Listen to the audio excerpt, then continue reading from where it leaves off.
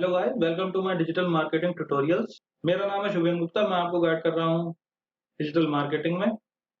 आज मैं आपको बताने वाला हूँ सेगमेंट्स के बारे में कि कैसे आप सेगमेंट को क्रिएट कर सकते हैं गूगल एनालिटिक्स अकाउंट में। जरूरी नहीं है कि अगर आप बार-बार रिपोर्ट देखते हैं तो आपको हर रिपोर्ट मैनुअली देखनी पड़े। आप सेगमेंट भी क्रिएट कर सकते हैं। मान लीजिए आपकी वेबसाइट पे कोई स्पेसिफिक पेज है जिसका कंटेंट बहुत अच्छा है, या फिर आपको रिपोर्ट से पता चल रहा है जिसका कंटेंट बहुत खराब है। अगर आपकी ई-कॉमर्स वेबसाइट है, तो आपकी कौन-सी वेबसाइट का पेज ऐसा है जिससे सबसे ज़्यादा सेल्स हो रही हैं, उसके लिए आप सेगमेंट क्रिएट कर सकते हैं। इसमें कई प्री डिफाइंड सेगमेंट्स भी आपको मिलेंगे और कई सारे कस्टम सेगमेंट्स भी आप अपने हिसाब से बना सकते हैं। तो अभी चलते हैं सीधे गूगल एनालिटिक्स अकाउंट पे और वहाँ देखते हैं ये काम कैसे होता है। तो आइए शुरू करते हैं। अगर आपने अभी तक हमारे चैनल को सब्सक्राइब नहीं किया है, तो आप सब्सक्राइब करें और बेल आइकन को प्रेस करें, ताकि अगली बार अगर कोई मैं वीडियो अपलोड करता हूं तो आपको नोटिफिकेशन मिल सके। ये मेरा गूगल एनालिटिक्स का अकाउंट है जो ओपन हो रखा है, और वैसे सेगमेंट रिपोर्ट आपको हर रिपोर्ट के अंडर मिलेगी, लेकिन अभी जो मैं आपको डेमोन्स्ट्रेट करने वाला हूँ वो मैं ऑडियंस के अंदर करूंगा। और ओवरव्यू, तो यहाँ पे जो मेरा डैशबोर्ड आ रहा है, अभी इसमें यूजर्स, न्यू यूजर, सेशंस और सारी चीजें लिखी आ रही हैं जिनके बारे में मैं आपको पहले भी बता चुका हूँ। Country wise, language wise, system, mobile. तो इसमें आप सेगमेंट क्रिएट कर सकते हैं अपने हिसाब से और अपनी आवश्यकता के अनुसार। अगर मैं डेट को थोड़ा सा इंक्रीज कर देता हूँ फ्रॉम 1 में, तो 1.5 महीने का डेटा आ जाएगा हमारे पास। अप्लाई, तो डेटा मेरे पास थोड़ा-सा बढ़ गया है, यूज़र्स बढ़ गए हैं, सेशंस बढ़ गए हैं। तो इसके अंदर हम सेगमेंट ऐड कर सकते हैं। यहाँ पे जो ऐड सेगमेंट का बटन आ रहा है, इस पे क्लिक करके।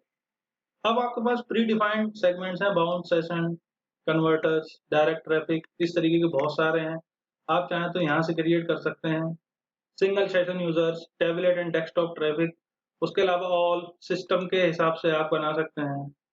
Custom, shared, selected. आप सेगमेंट गैलरी से भी इंपोर्ट कर सकते हैं। यहाँ पे इंपोर्ट फ्रॉम गैलरी लिखा रहा है, इस पे क्लिक करते हैं तो आपको इसके अंदर कई सारे सेगमेंट्स मिल जाएंगे। जैसा कि मैंने आपको पहले भी बताया इनके बारे में, तो आप उनको भी यूज कर सकते हैं। तो अभी मैं बात कर रहा हूँ सेगमेंट क्रिएशन की, तो मैं जाता हूँ न्यू सेगमेंट पे। ये जो ऑडियंस सेक्शन के अंदर रिपोर्ट आ रही है, डेमोग्राफिक के हिसाब से आप लोगों को सेगमेंट कर सकते हैं।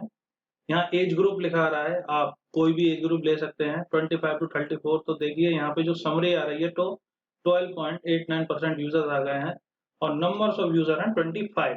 मेल लेने हैं तो वो और कम हो जाएंगे, या फिर फीमेल लेने हैं तो वो उस हिसाब से वेरी करेगा। लैंग्वेज कंटेंट्स, तो आप लैंग्वेज डाल सकते हैं, English US, English great Britain, English India, English. Affinity category भी आप डाल सकते हैं कि क्या contents, stars with, ends with, in market segments. तो इस तरीके से आप डेमोग्राफिक में ऑडियंस का सेगमेंट कर सकते हैं। टेक्नोलॉजी, टेक्नोलॉजी के हिसाब से कर सकते हैं, ऑपरेटिंग सिस्टम कौन सा यूज कर रहे हैं, उसमें आ जाएंगे कंटेंट्स, एग्जैक्टली मैच, एंड्रॉयड, जो भी आप लेना चाहें। फिर बिहेवियर के हिसाब से कर सकते हैं कि कितने लोगों ने कितने सेशंस पूरे किए, equal to 1, 2 days since last session, तो वो भी आप कर सकते हैं। ट्रांजैक्शन कितने किए, सेशन का ड्यूरेशन कितना है, 1 मिनट का है, 2 मिनट का है, उसके हिसाब से आप कर सकते हैं। Date of first session, traffic sources. तो बहुत सारे इसमें तरीके हैं जिसके हिसाब से आप पीपल को सेगमेंट कर सकते हैं। आप एक बार में 4 सेगमेंट क्रिएट कर सकते हैं, और जो सेगमेंट्स की अपर लिमिट है वो 1000 है। 1000 से ज्यादा सेगमेंट्स आप क्रिएट नहीं कर सकते। अगर आपको कोई सेगमेंट क्रिएट करना है तो मैं उसका डेमोन्स्ट्रेशन यहाँ देता हूँ। मैं डेमोग्राफिक्स की बेस लेके चल रहा हूँ यहाँ पे। अब यहाँ पे जो मैं लोग सेलेक्ट कर रहा हूँ वो सेलेक्ट कर रहा हूँ 25 से 44 साल के बीच। मेल, फीमेल, अननोन, तीनों जेंडर में ले रहा हूँ इसमें। लैंग्वेज, तो इंडिया की लैंग्वेज ले रहा हूँ मैं। ऐसे लोग हैं इंडिया में रहते हैं और इंग्लिश बोलते हैं, तो वो 0 दिखा रहा है, तो मेरे को लेने पड़ेंगे। तो वो आ गए हैं 7.73% यूजर। मैंने लैंग्वेज सेलेक्ट करी है इंग्लिश यूएस। एफिनिटी कैटेगरी, तो वो आप यहाँ से देख सकते हैं। एफिनिटी कैटेगरी ये वही कैटेगरी है जो आप गूगल एनालिटिक्स पे अकाउंट बनाते वक्त सेलेक्ट करते हैं। और इन मार्केट सेगमेंट भी आप सेलेक्ट कर सकते हैं। एग्जैक्टली मैच किससे करना चाहिए, एजुकेशन, तो यहाँ सारी कैटेगरी लिखी आ रही हैं। तो कुल मिला के बात ये है, जब आपकी वेबसाइट पे ट्रैफिक बहुत ज़्यादा होगा तो आपको सेगमेंट करने में और ज़्यादा आसानी होगी। अभी मैं आपको अपने पर्सनल अकाउंट से डेमोन्स्ट्रेट कर रहा हूँ चीज़ें, इसलिए ये यूज़र्स हैं वो कम हैं। उसके अलावा लोकेशन से भी आप कर सकते हैं। कंट्री कंट्री आपको लेनी है एग्ज़ैक्टली मैच, तो आप यहाँ पे लिख सकते हैं इंडिया। और उसके बाद आप यहाँ से सेव कर दें। प्लीज़ स्पेसिफाई सेगमेंट नेम, तो सेगमेंट का नेम दे दें पहले हम, टेस्ट, और सेव। तो इस तरीके से मैंने एक सेगमेंट क्रिएट कर दिया, तो जब भी मैं अपना अकाउंट ओपन करूँगा वो इस रूप में मेरे सामने आएगा, टेस्ट 7.73% यूज़र।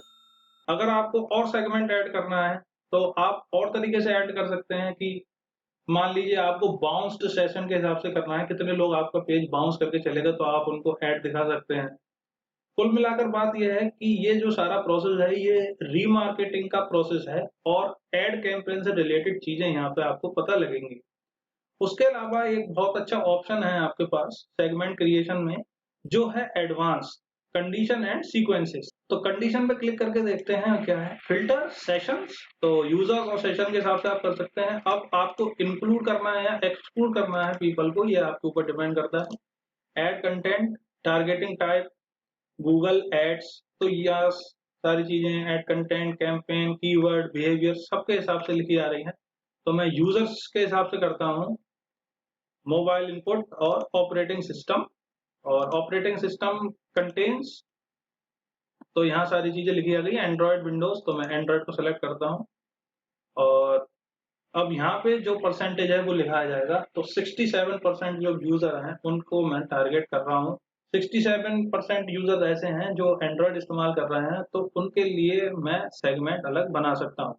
अगर मैं उनको एक्सक्लूड करना चाहता हूँ तो यहाँ से मैं सिलेक्ट करूंगा एक्सक्लूड। तो 32.99% यूजर हो गए, वो एक्सक्लूड हो जाएंगे। वहां 67.01% आ रहे थे, यहाँ 32.99% आ रहे हैं। उसके अलावा सीक्वेंसेस में जाते हैं आप, तो सीक्वेंस में आपको देखते हैं स्टेप 1 टू स्टेप 2। तो ऐड कंटेंट सेम चीज आ रही है, कंटेंट्स और ऐड। अगर आप फिल्टर लगाना चाहते हैं तो आप इसमें फिल्टर भी लगा सकते हैं, और ज्यादा रिफाइन करना चाहते हैं। आप जितना ज़्यादा रिफाइन करते जाएँगे, यूज़र्स की जो संख्या है, यानी नंबर ऑफ यूज़र्स हैं, वो उतने ही कम होते चले जाएँगे। इसलिए सेगमेंट को जब भी आप क्रिएट करें, बहुत सोच समझ के करें कि मेरे को किस हिसाब से करना है। जैसा कि मैंने शुरू में बताया था, सेगमेंटेशन की ज़रूरत हमें इसलिए पड़ती है कि हमें पता चल जाए कि हमारी वेबसाइट पे न्यू यूज़र्स जो हैं, उनके लिए क्या आप और ज़्यादा ऐड दिखाना चाहते हैं?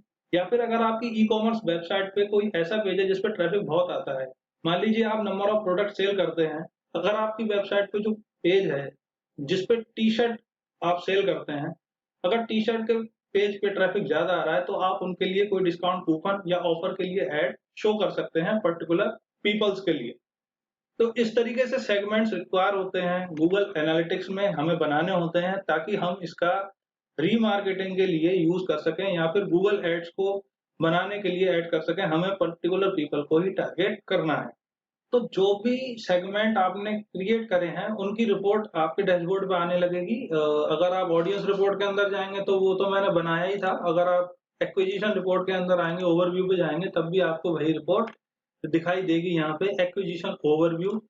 अगर आप बिहेवियर रिपोर्ट में जाएँगे तब भी आपको वही रिपोर्ट दिखाई देगी। अगर आप मान लीजिए इसको डिलीट करना चाहते हैं यहाँ से, तो आप यहाँ से इसको रिमूव भी कर सकते हैं, जैसा मैं कर रहा हूँ यहाँ पे। तो वो ऑल यूजर्स की रिपोर्ट आपके पास आ जाएगी।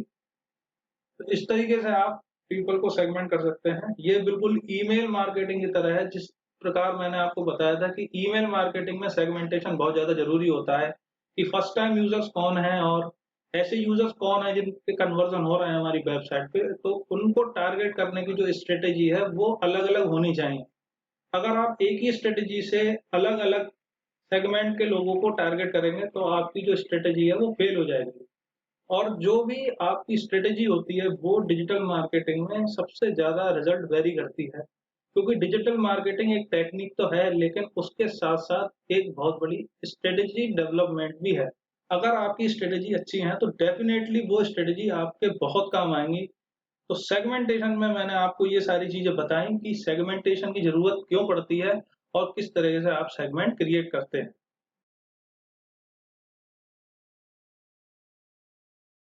आई होप आपको मेरी बात समझ में आई होगी और आपने जान लिया कि कैसे सेगमेंट कर सकते हैं हम अपने यूजर्स को जो हमारी वेबसाइट पे या मोबाइल एप्लीकेशन पे आ रहे हैं। अगर आपकी कोई भी क्वेरी है तो आप कमेंट बॉक्स में लिख सकते हैं या फिर आप विजिट कर सकते हैं www.learntounlabs.com/contactus.php। मैं आपकी क्वेरी सॉल्व करने की पूरी कोशिश करूंगा। जल्दी मिलता हूं आपसे अगली वीडियो में। Thank you very much.